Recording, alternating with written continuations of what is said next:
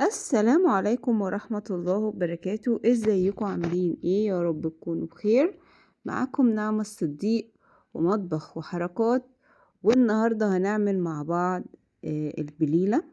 طبعا كلنا عارفينها، هي من الأكلات الدافية اللذيذة اللي بيحبها الكبار والصغار، وبتعتمد طبعا في أساسها على القمح أو الغلة بالمصري يعني. وبنقدمها طبعا مع الحليب او اللبن برضو بالمصري. النهارده هعملها لكم، وكمان هقول لكم ازاي نخزن مع بعض البليله. بس قبل ما نبدا نسمي الله، صلى على رسول الله وعلى اله وصحبه وسلم. هيكون معايا كيلو من الغله او القمح، وهاخده اغسله كويس جدا جدا، وبعد كده اصفيه من الميه زي ما انتم شايفين بالشكل ده. وبعد كده احط عليه مية، هغطيه تماما بالمية لحد ما يتغطى بالشكل ده، وهغطيه واسيبه بقى علشان هنقعه من بالليل للصبح في المية اللي انا حطاها دي. انا عايزاه يتنقع كويس جدا، وبعد ما انقعه من بالليل للصبح ده بيكون شكله زي ما انتم شايفين. طبعا نفش معايا جدا بقى بالمنظر ده، حجمه زاد. بعد كده هصفيه من المية واغسله كويس جدا جدا زي ما انتم شايفين كده. وبعد كده هجيب حلة واحطه في الحلة كل الكمية بتاعتي طبعا. وبعد كده هضيف عليه مية تغطيه، وهرفعه على النار. في طريقتين في الحالة دي ممكن اعملهم. اول حاجة ان انا لما برفعه على النار اوطي عليه النار، وهسيبه حوالي مثلا ساعتين يغلي في المية لحد ما يستوي كويس جدا جدا على نار هادية قوي، والاقيه بدأ يفشر او ان هو يتقال عليه يعني يتفتح معايا. يبقى كده هو استوى واطفي عليه. او الطريقة التانية اللي انا هعملها النهاردة دي، اللي هي ان انا هسلقه يعني حوالي ربع ساعة. وزي ما انتم شايفين كده بعد ما غلي بشيل من عليه الريم اللي على الوش ده، واسيبه يغلي حوالي ربع ساعة او تلت ساعة. وبعد كده بطفي عليه وهسيبه تاني من بالليل للصبح او حوالي 6 ساعات. طبعا في الحالة دي بيقوم هو شارب المية كلها، وبتلاقيه بيزداد حجمه من غير ما اكون استخدمت نار او قعدت اتابعه حوالي ساعتين مثلا ورا بعض. هو بصوا بعد ما طفيت عليه، بصوا هو نفش شوية اهو زي ما انتوا شايفين. هسيبه بقى، وكمان شرب المية طبعا زي ما انتوا شايفين برضو. هسيبه لحد ايه يعني 6 ساعات او من بالليل للصبح، وهرجع له هلاقيه بالمنظر ده. بصوا بسم الله ما شاء الله، زاد حجمه جدا بالشكل ده. طبعا لو وصلتي للفيديو في الفيديو زي ما احنا واصلين هنا كده دلوقتي، لو انتي فضلتي معايا يا ريت تعملي لايك وسبسكرايب وتفعلي الجرس عشان يوصلك كل جديد من القناة.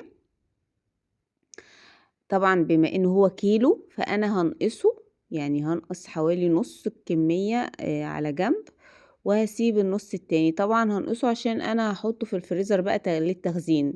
هو كده استوى تمام، فانا خلاص ممكن اخزنه واستخدمه وقت ما انا احتاجه.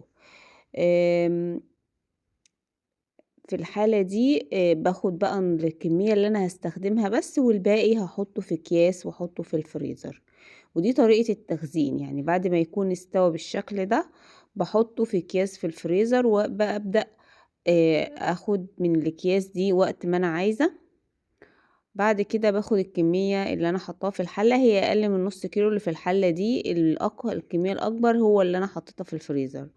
هاخد النص بتاعي اللي في الحلة، وهقول لكم هنعمل فيه ايه دلوقتي. بس انا دلوقتي بحط بقى اللي انا هحطه في الفريزر او اخزنه، احطه في اكياس واعبيه في الاكياس كده واحطه في الفريزر.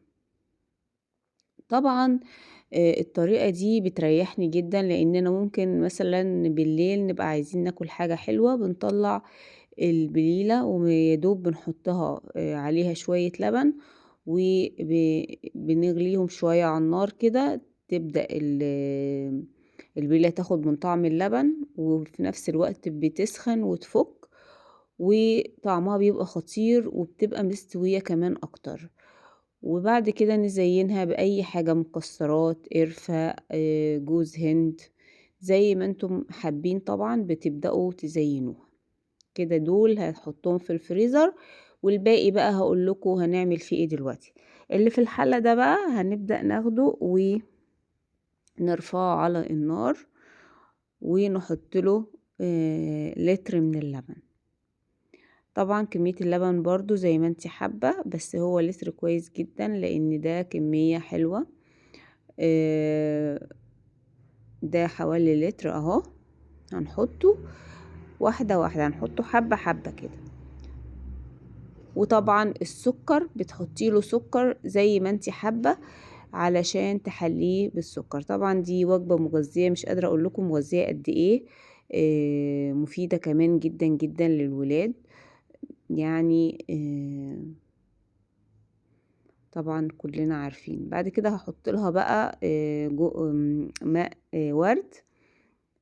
طبعا هما زمان كانوا بيحبوا يحطوا على البليلة مية ورد، فانا بستخدم الحاجات بتاعت زمان، هي بتبقى احلى حاجة صراحة، احلى من الفانيليا، تديها طعم مختلف كده. بعد ما حطيت مية الورد والسكر هسيبها بقى لحد ما تغلي، وهبدأ احطها في قوالب التقديم. طبعا دي طريقة بتاعت اجدادنا وسهلة جدا، ومش بحط لها بقى، انا مش بحب احط لها مكسرات ولا جوز هند. انا البليلة بعملها زي بتاعت امي وجدتي وامهاتنا يعني، اللي هي الطريقة القديمة. بعد ما غليت بالشكل ده هبدأ بقى ارفعها من على النار واحطها في قوالب التقديم. طبعا طعمها بيبقى جميل جدا، تحفة ومحبوبة جدا جدا، واحسن كمان من اللي بتتباع برا. ممكن تحطي اضافات للبليلة، في ناس كتير جدا بتحط اضافات، يعني بتحط مثلا قشطة وعلى اللبن، وبتحط طبعا ده اللبن ده كامل الدسم فمش محتاج يتحط له قشطة، وكمان ممكن تحطي كريم شانتيه.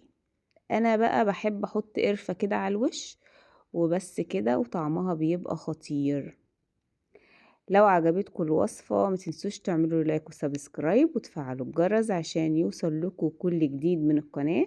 وما تنسوش تدعوا المازن ابني بالرحمة والمغفرة